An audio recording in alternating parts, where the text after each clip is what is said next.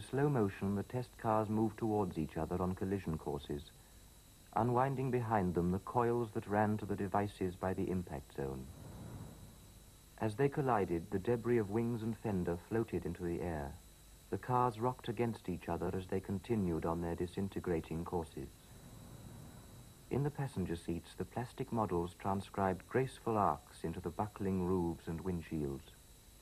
Here and there, a passing fender severed a torso. The air behind the cars was a carnival of arms and legs.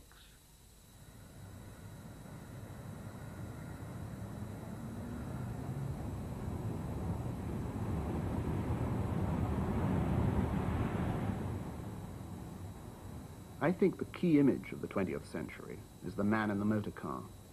It sums up everything: the elements of speed, drama, aggression, the junction of advertising and consumer goods with the technological landscape, the sense of violence and desire, power and energy, the shared experience of moving together through an elaborately signaled landscape.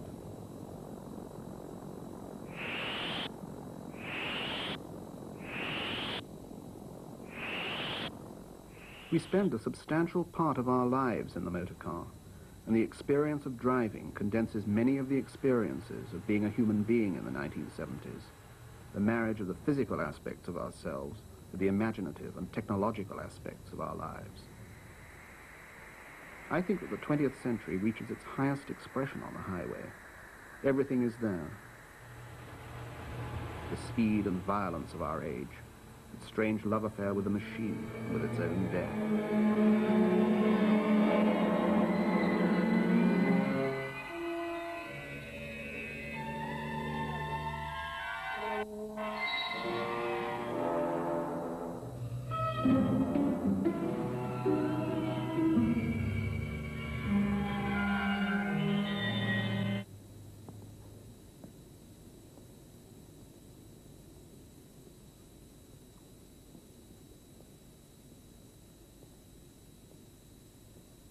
The styling of motor cars, and of the American motor car in particular, has always struck me as tremendously important, bringing together all sorts of visual and psychological factors.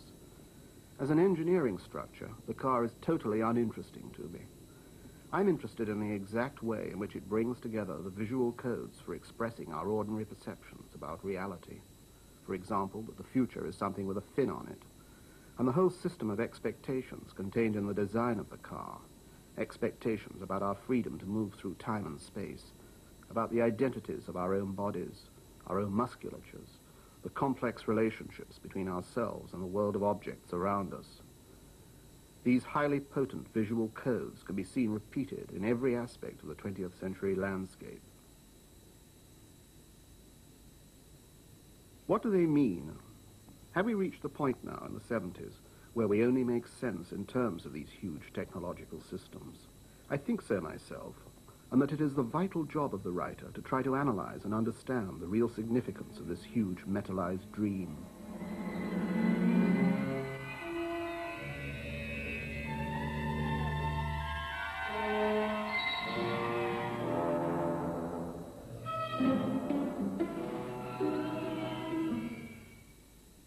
I'm interested in the automobile as a narrative structure, as a scenario that describes our real lives and our real fantasies. If every member of the human race were to vanish overnight, I think it would be possible to reconstitute almost every element of human psychology from the design of a vehicle like this. As a writer, I feel I must try to understand the real meaning of a lot of commonplace but tremendously complicated events. I've always been fascinated by the complexity of movement when a woman gets out of a car.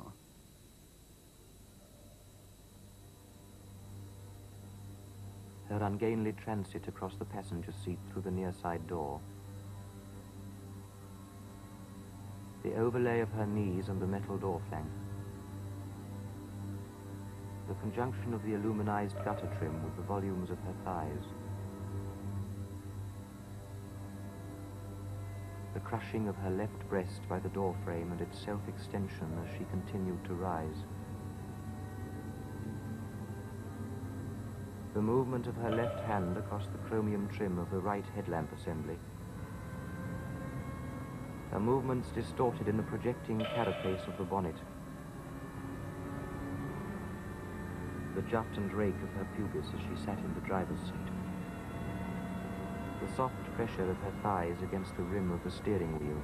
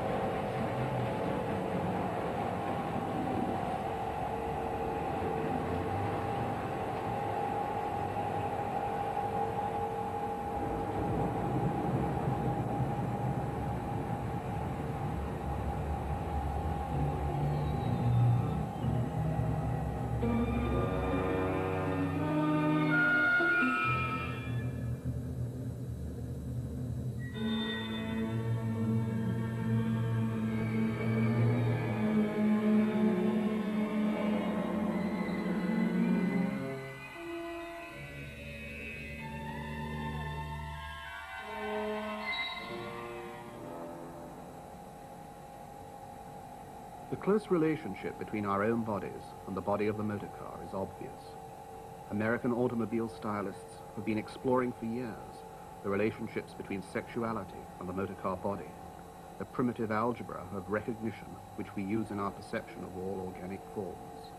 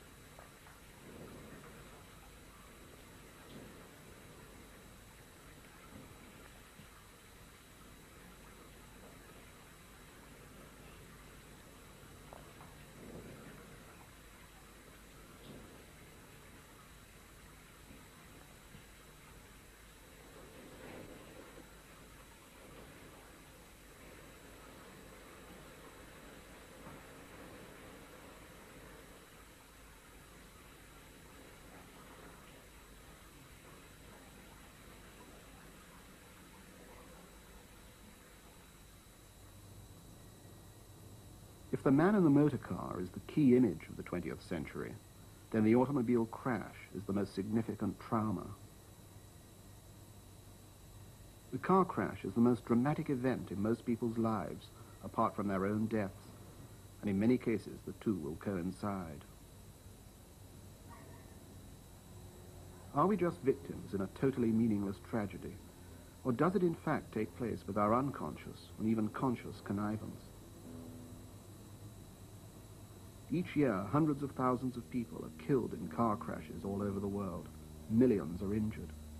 Are these arranged deaths, arranged by the colliding forces of the technological landscape, by our own unconscious fantasies about power and aggression, our obsessions with consumer goods and design, the overlaying fictions that are more and more taking the place of reality? It's always struck me that people's attitudes towards the car crash are very confused, that they assume an attitude that in fact is very different from their real response. If we really feared the car crash, none of us would be able to drive a car.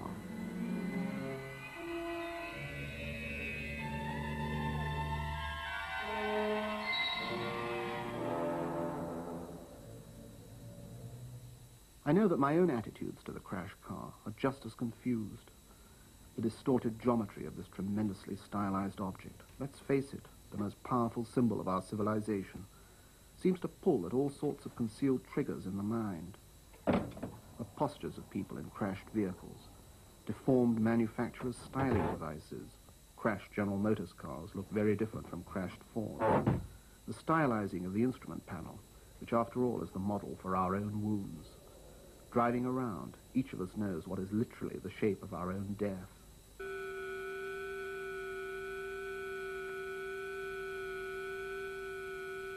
Regaining consciousness, she stared at the blood on her legs. The heavy liquid pulled at her skirt. The bruise under her left breast reached behind her sternum, seizing like a hand at her heart. She sat up, lifting herself from the broken steering wheel, uncertain for a moment whether the car windshield had been fractured. Against her forehead, the strands of blood formed a torn veil.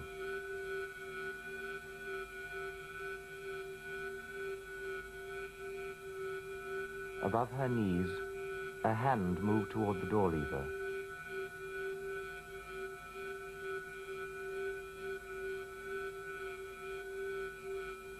As she watched, the door opened and she fell out.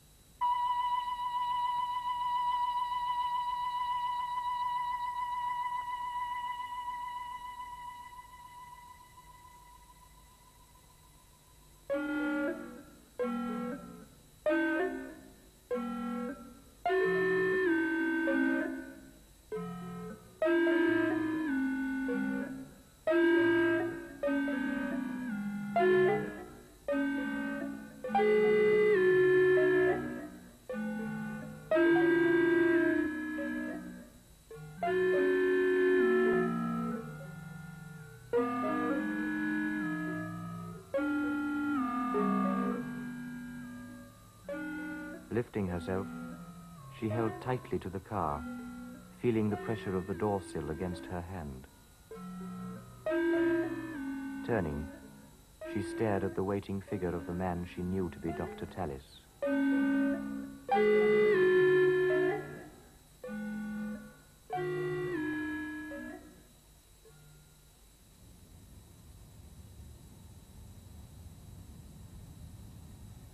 I remember seeing some films on television of test crashes a few years ago.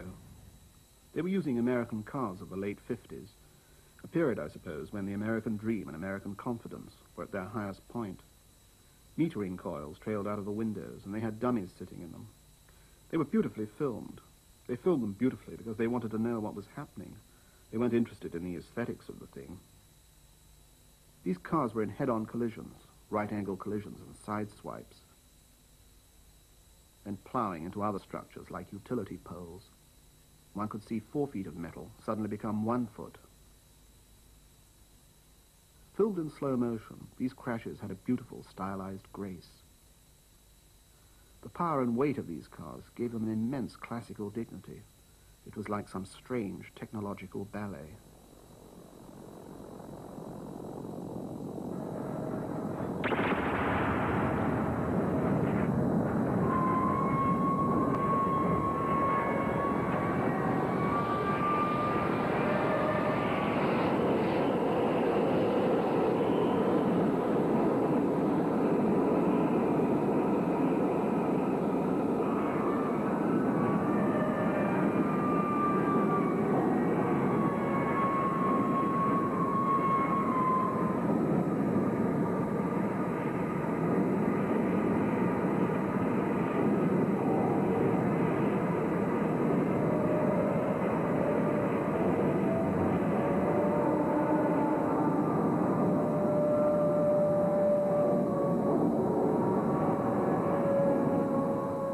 I remember looking at these films and thinking about the strange psychological dimensions they seemed to touch. They seemed to say something about the way everything becomes more and more stylized, more and more cut off from ordinary feeling. It seems to me that we have to regard everything in the world around us as fictional, as if we were living in an enormous novel, and that the kind of distinction that Freud made about the inner world of the mind, between, say, what dreams appeared to mean and what they really meant, now has to be applied to the outer world of reality. All the structures in it, flyovers and motorways, office blocks and factories, are all part of this enormous novel.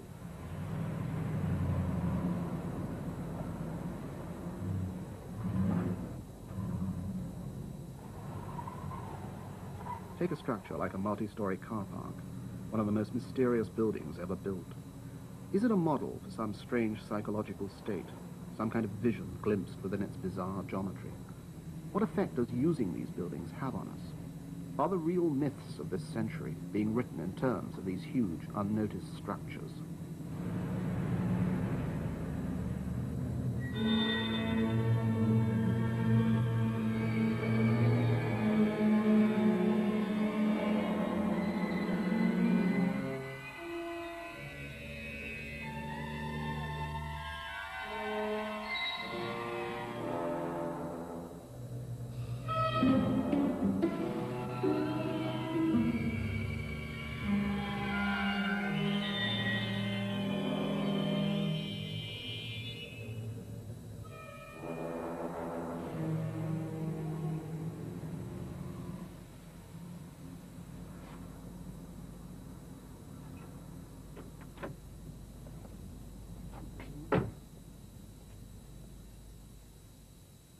More exactly, I think that new emotions and new feelings are being created, that modern technology is beginning to reach into our dreams and change our whole way of looking at things and perceiving reality, that more and more it is drawing us away from contemplating ourselves to contemplating its world.